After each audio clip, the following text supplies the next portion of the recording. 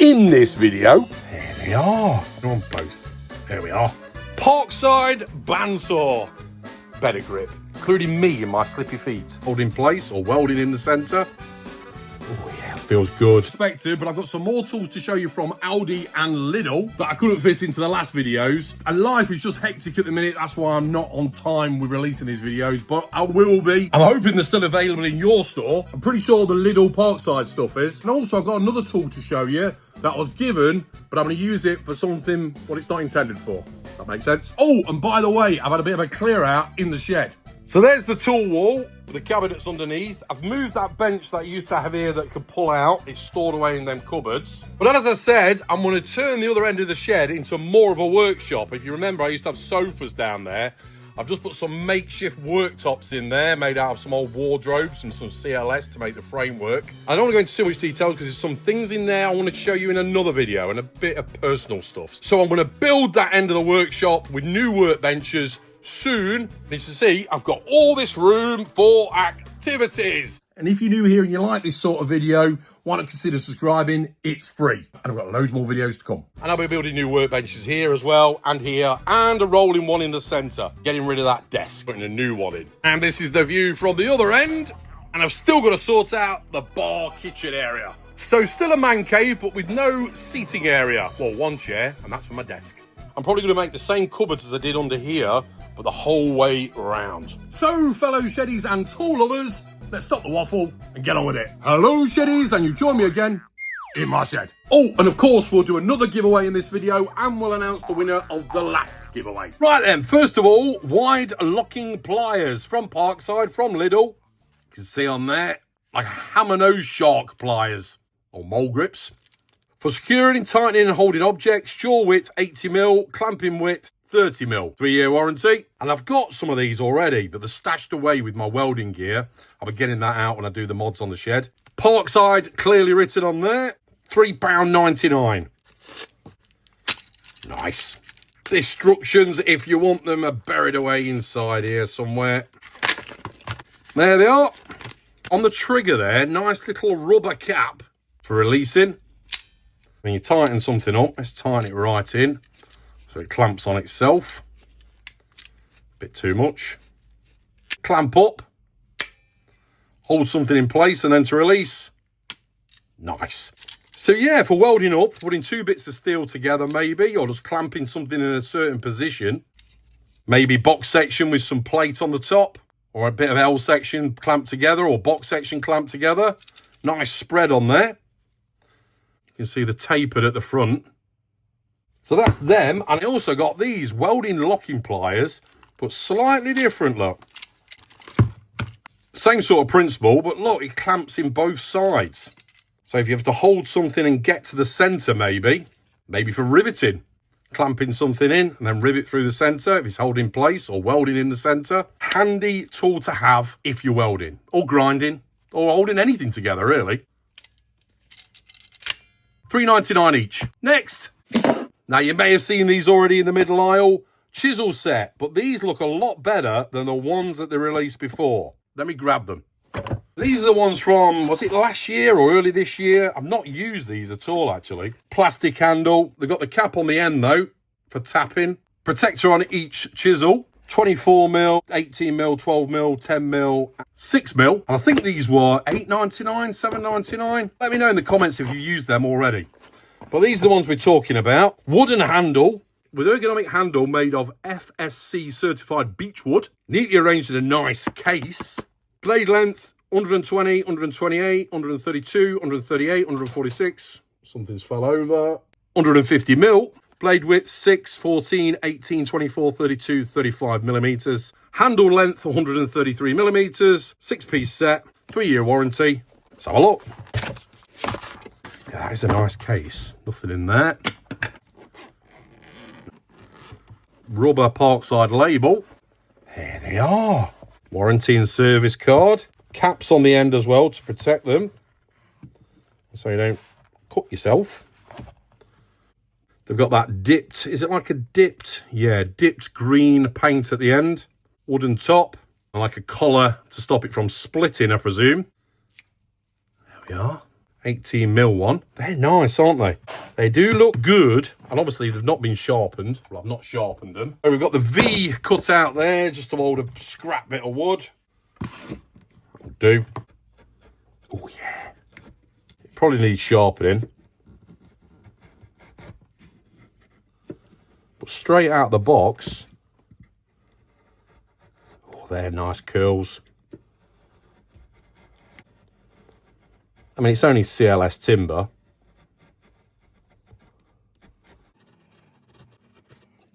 As you can see, oh yeah, feels good. Nothing more satisfying than chiseling or slicing wood like that. Beautiful. Nothing else, it'll make a nice start of a fire. Lovely. Quite pretty. So that's the chisel set. They were normally $16.99, but reduced to £12.99, £4 off. It was probably because I had the Lidl Plus app. Yeah, seems sharp out the box.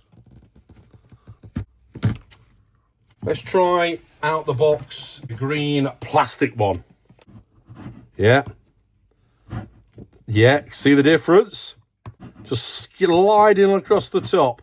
So there we go. Next. And this was from Aldi, Work Zone. LED work lights. Now, there was some other ones of these in stock at the time. This is the style I went for. 2-in-1 torch, featuring a work light and torch. Swivel head for easy operation. Multiple magnets and rotating hanging hook. Flashing. Work light lumen output, 100% 280 lumens, 50% 140 lumens. Torch, 70 lumens, built-in rechargeable batteries, includes USB charging cable, work light function, torch function, charging time, minimum 2.5 to 3 hours, 3-year warranty. You can see the hook. Right, let's open it up. And this was £9.99. Instructions, LED work light swing. Charging and indicator light, illuminates red during charging. And there's all the other functions if you want them. Here it is. No rubber on it, unfortunately. There's the hanger. Rafter hanger. Hang it on something. On. Ooh, straight in the face. That's bright. Oh, yeah.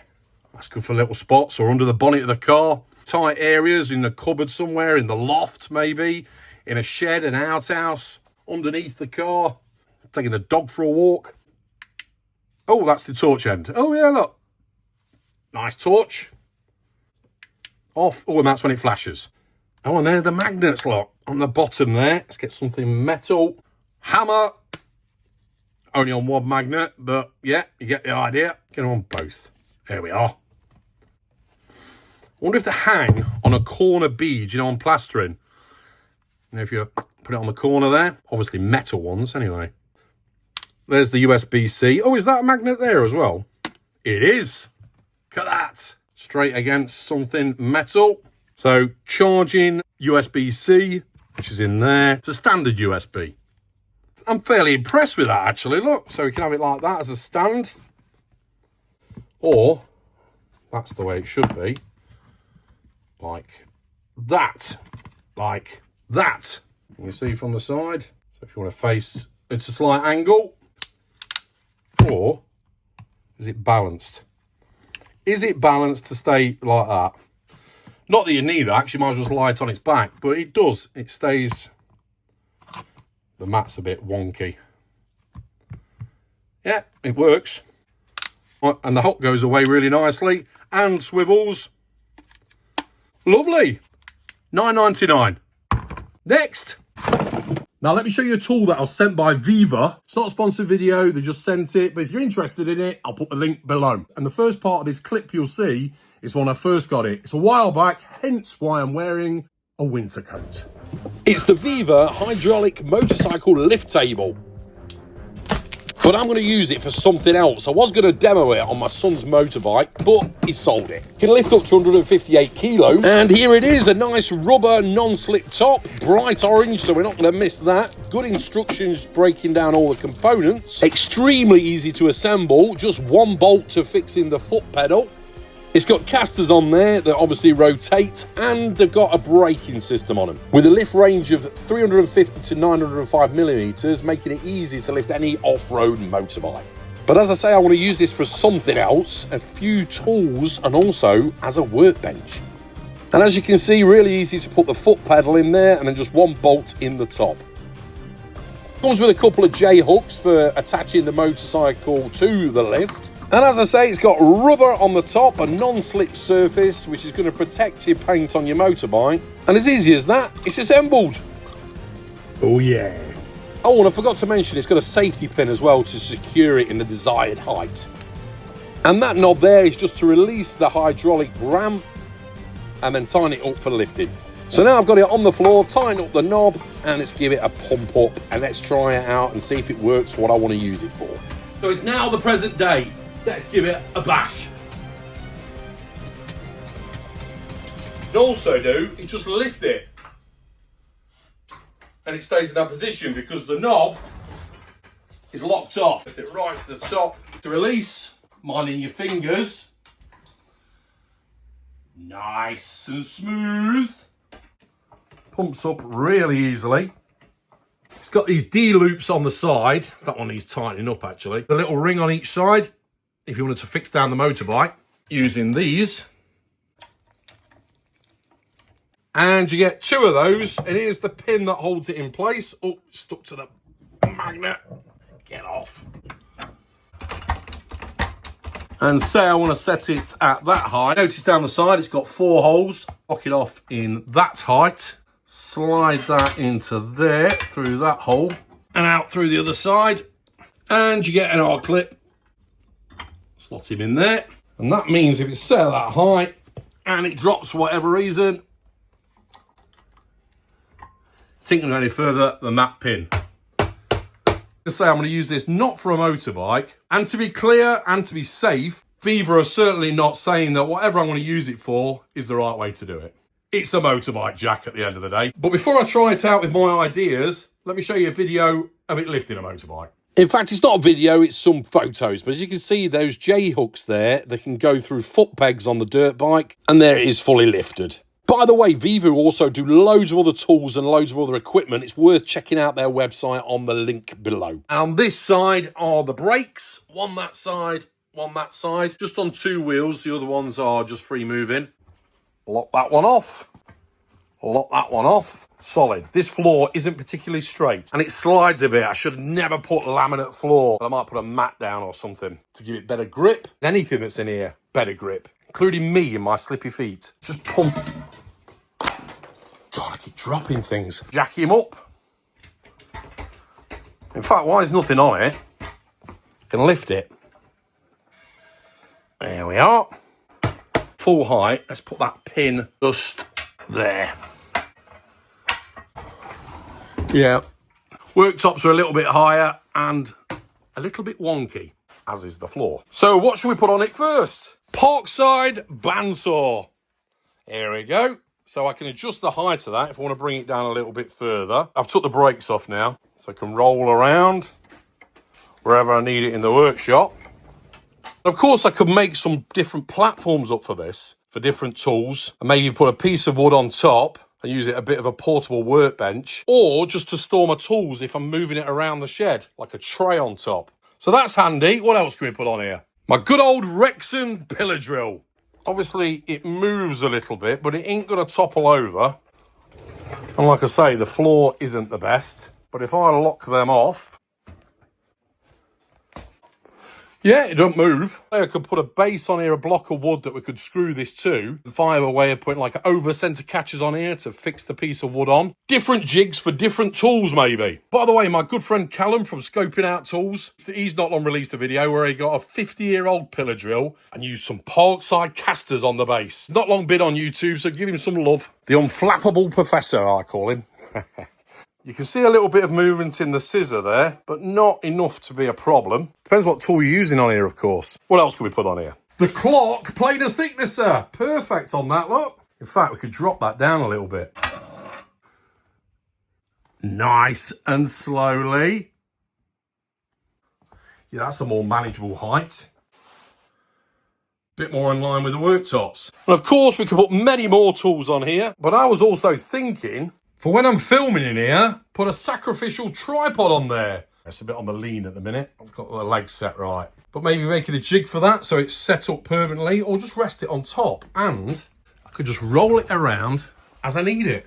Maybe fitting a pole to it with a floodlight to light it up a certain area. Maybe put something on it that you're repairing to get the height right. When you're working on a workbench, if it's a bit too tall, you can't get to the top of it, whatever you're doing. For example, I've got that log burner I've still got to clean up. On that, I can adjust the heights depending on what part of it I'm working on. Or any sort of other machinery or any other project, really. Putting a big piece of wood on there, screwing it down and taking that board off when I'm not using it and putting another jig on there or fixing point or like a universal fixing point. Possibilities are endless. You can see loads of uses. Store it away in a cupboard when I'm not using it, bring it out, put a tool on top or use it for whatever. But like I say, they've got loads of other tools on there, loads of other equipment. It's worth having a look. Cushion on there. An adjustable seat. Again, I don't know if that's safe or not. I don't want to trap anyone's fingers. Do your own research first and always read the instructions. Rolling around the shed. Just put a tray on there, like a magnetic tray maybe. Or a toolbox. Stick a toolbox on there that you're taking around the workshop. Or outside if you're working on the car. Anyway, there it is. The Viva hydraulic motorbike lift. It even matches my Parkside goggles. These master wallet tools available. A multi-tool. Loads of different things in one, and you can put it in your wallet. And also a sticker, tool lover, put I'm in below, and anything else you like after it, or just I'm in. Only announce a winner in a video. I'll never announce it in the comments. Will be a better prize for the next video. I've just not thought ahead for this one. And let's do the giveaway results for the Wallet Master again, and the Cob Key light keyring LED, and of course, the sticker. So as usual, I scroll up and down the screen in the comments without looking at it until my finger lands on somebody. And this time it is Kate Dancer-W5L. Send me an email. It's in the description below. Well done. So I've got some cracking videos coming up, some great tools to show you. I'm just going to get my act together. Time, as always. But I'm now going to make a conscious effort to get back to your comments. I always read them, but life is really hectic at the minute. If you're new here, subscribe. I've got loads more videos on my channel. I'll put a link on the screen now. So thanks for watching. Take care. And remember, keep calm and head to the shed. Cheers. See you next time on Weekend Shedhead.